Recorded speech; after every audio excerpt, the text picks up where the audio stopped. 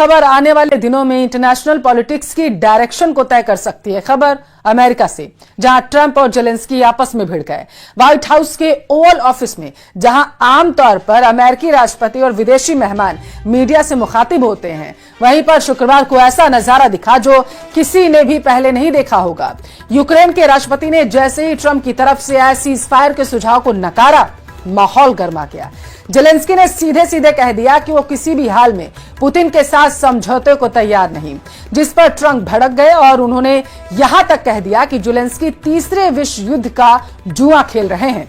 माहौल इस कदर तल्ख हो गया, ट्रंप ने जेलेंस्की को वापस जाने के लिए कह दिया और आखिर में नतीजा ये हुआ कि जिस डील पर पूरी दुनिया की नजर थी, उसके बिना ही जेलेंस्की को व्हाइट हाउस से बाहर आना पड़ा।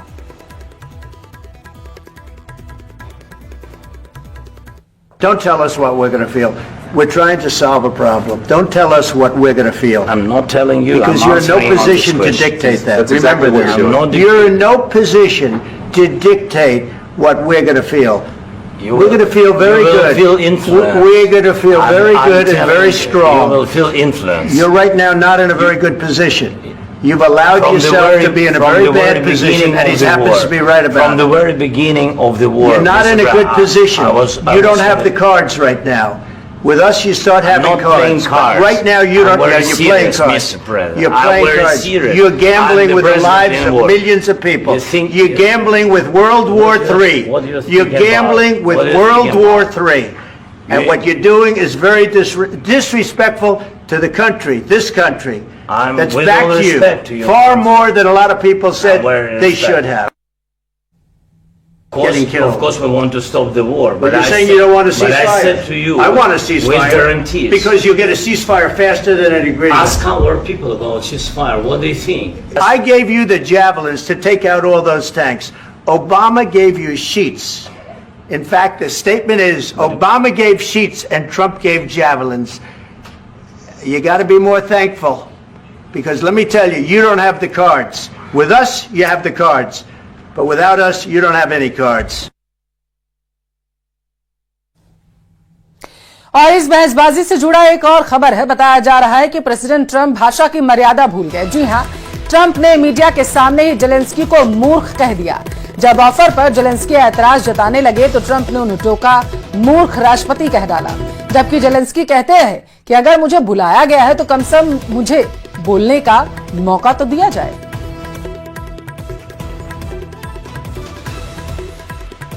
If you will speak very loudly about the war, you He's can... not speaking loudly. He's not speaking loudly. Your country is in big trouble. Can I answer? Wait a minute. No. You've done a lot of talking. Your country is in big trouble. I know. You're not winning. You're not winning this.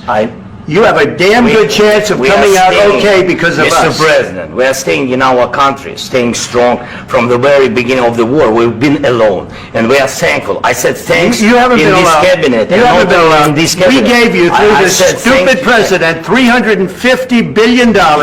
We gave you military equipment, and you men are brave, but they had to use our military. What about if you didn't have our military equipment, if you didn't have our military equipment, this war would have been over in 2 weeks. In 3 days, I heard it from Putin. In 3 days. This is something maybe new. Less. If you will speak very loudly about the war, you He's can... not speaking loudly. He's not speaking loudly. Your country is in big trouble. Can I Wait a answer? minute. No. You've done a lot of talking. Your country is in big trouble. I know. You're not winning. You're not winning this. You have a damn good chance of coming out okay because of us. Mr. President, you haven't been allowed. We gave you, through this stupid president, $350 billion. We gave you military equipment, and you men are brave, but they had to use our military. What about if you didn't have our military equipment, if you didn't have our military equipment, this war would have been over in 2 weeks. In 3 days, I heard it from Putin. In 3 days. This is something maybe new. Less. Trump और Zelensky के बीच बातचीत तकरीबन 45 minute चली, जिसमें से आखिर के 10 minute में बनती बनती बात बिगड़ गई। अब आपको बताते हैं कि आखिर बातचीत बहस में कब और कैसे तब्दील हो गई। दरअसल ओवल ऑफिस में ट्रंप और जेलेंस्की के साथ अमेरिकी उपराष्ट्रपति जेडी वेंस भी मौजूद थे, जिन्होंने जेलेंस्की को सलाह दी कि जंग को कूटनीति के जरिए खत्म किया जाना चाहिए। कूटनीति सुनते ही जेलेंस्की का पारा चढ़ गया और उन्होंने रूस पर सीज फायर उल्लंघन का आरोप लगाते हुए पूछ डाला कि आखिर अमेरिका किस कूटनीति की बात कर रहा है। जेलेंस्की के तल्ख अंदाज के बाद माहौल पूरी तरीके से बदल गया और फिर इसमें ट्रंप भी कूद पड़े।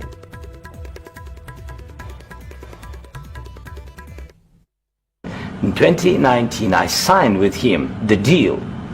I signed with him, Macron and Merkel, we signed ceasefire. Ceasefire. All of them told me that he will never go. We signed with him with gas contract. Gas contract. Yes, but after that, he broken this ceasefire. He killed our people and he didn't exchange prisoners. We signed the exchange of prisoners, but he didn't do it. What kind of diplomacy, JD, you are speaking about? What do you mean? I'm talking about the kind of diplomacy that's going to end the destruction of your country. Yes, but if you Mr. President, with respect, I think it's disrespectful for you to come into the Oval Office and try to litigate this in front of the American media. Right now, you guys are going around and forcing conscripts to the front lines because you have manpower problems. You should be thanking the President for trying to bring an end to this conflict. Have you ever been to Ukraine that you say what problems we have? I have been to. Count one. I've actually watched and seen the stories, and I know what happens is you bring people, you bring them on a propaganda tour, Mr. President. Do you disagree that you've had problems bringing people into your military? We have problems. And do you think that it's respectful to come to the Oval Office of the United States of America and attack the administration that is trying to prevent the destruction of your country? A lot of questions. Let's start from the beginning. Sure. First of all, during the war, everybody has problems. Even you, but you have nice ocean and don't feel now, but you will feel it in the future. God bless. You don't know that. God bless. God bless. और अब जरा इस बात को समझिए कि ऐसा नहीं है कि शुरू से ही माहौल तनाव भरा था। इस मुलाकात पर दरअसल पूरी दुनिया की नजरें टिकी हुई थी और शुरुआत भी गर्मजोशी की तस्वीरों से ही हुई। खुद ट्रंप ने जेलेंस्की को व्हाइट हाउस के बाहर रिसीव किया, लेकिन फिर अंदर जैसे ही बातचीत शुरू हुई तो पिक्चर बदल गई। गर्मजोशी गर्मा गर्मी में बदल गई और आखिर में बिना किसी समझौते और साझा प्रेस कॉन्फ्रेंस किए जेलेंस्की को यूं ही व्हाइट हाउस से वापस आना पड़ा। इस मुलाकात का पूरा सार बताता है कि 3 तस्वीरें जो हम आपको दिखा रहे हैं आपकी टेलीविजन स्क्रीन पर।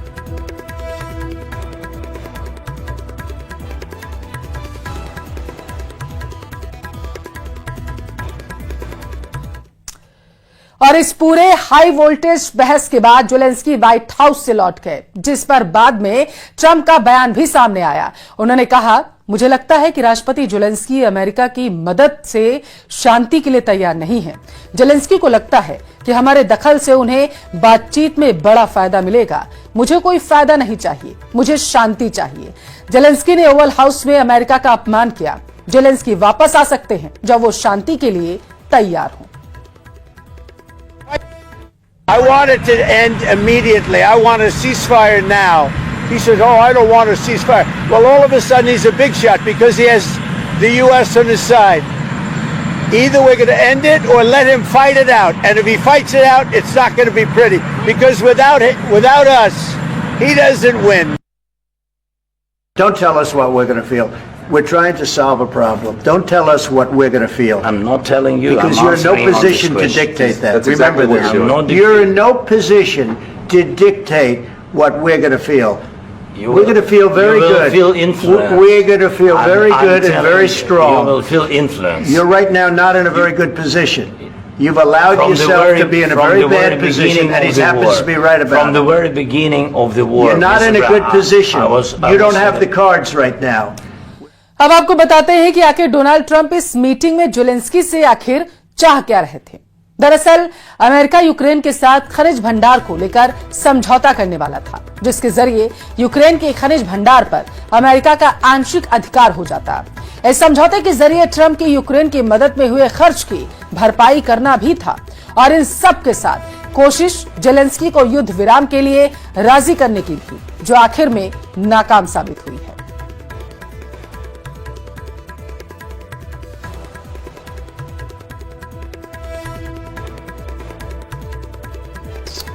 तो आज का दिन यूक्रेन के राष्ट्रपति जेलेंस्की पर बहुत भारी पड़ा है। वाशिंगटन में राष्ट्रपति ट्रंप ने जेलेंस्की से 2 टूक कह दिया कि पुतिन को हराना नामुमकिन है।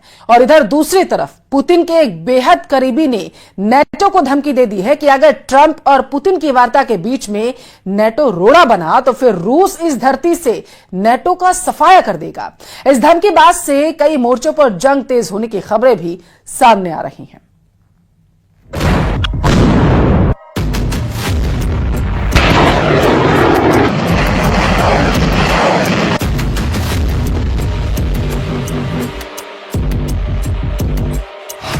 धरती से मिटा देंगे नेटो, पुतिन का खौफ, वॉशिंगटन में जेलेंस्की।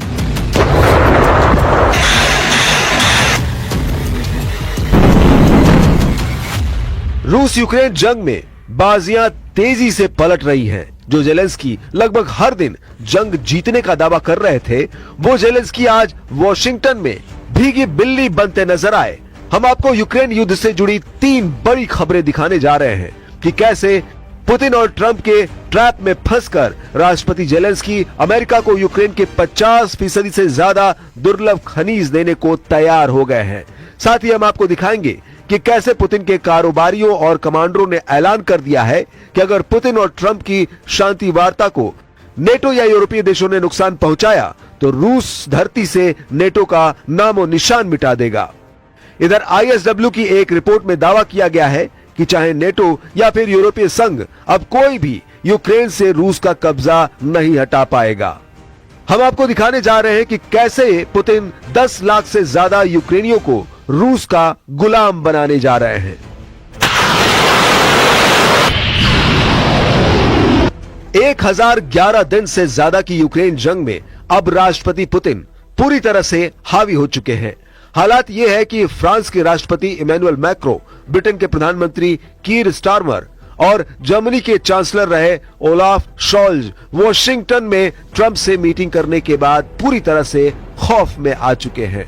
ट्रंप ने मीडिया के सैकड़ों कैमरों के सामने जता दिया कि पुतिन मेरा यार है, बाकी सब बेकार है। ट्रंप की इस कूटनीति ने यूरोपीय और नेटो देशों को हक्का बक्का कर दिया है। हालात यह है कि अब 30 यूरोपीय देश ये मानकर चल रहे हैं कि ट्रंप पूरे यूक्रेन पर पुतिन का कब्जा करा सकते हैं। इसलिए अब नेटो और यूरोपीय संघ कोशिश में जुटे हैं कि पुतिन और ट्रंप के बीच यूक्रेन युद्ध पर होने वाली शांति वार्ता फेल हो जाए। रूस को इस साजिश की भनक लग चुकी है और अब पुतिन के बेहद करीबी माने जाने वाले व्लादिमीर सोलोवियोव ने ऐसी धमकी दी है जिसे सुनकर यूरोपीय संघ और नेटो के होश उड़ जाएंगे। जरा देखिए रूस में टीवी होस्ट और रूसी राष्ट्रपति व्लादिमीर पुतिन के प्रमुख सहयोगी व्लादिमीर सोलोवियोव ने क्या धमकी दी है।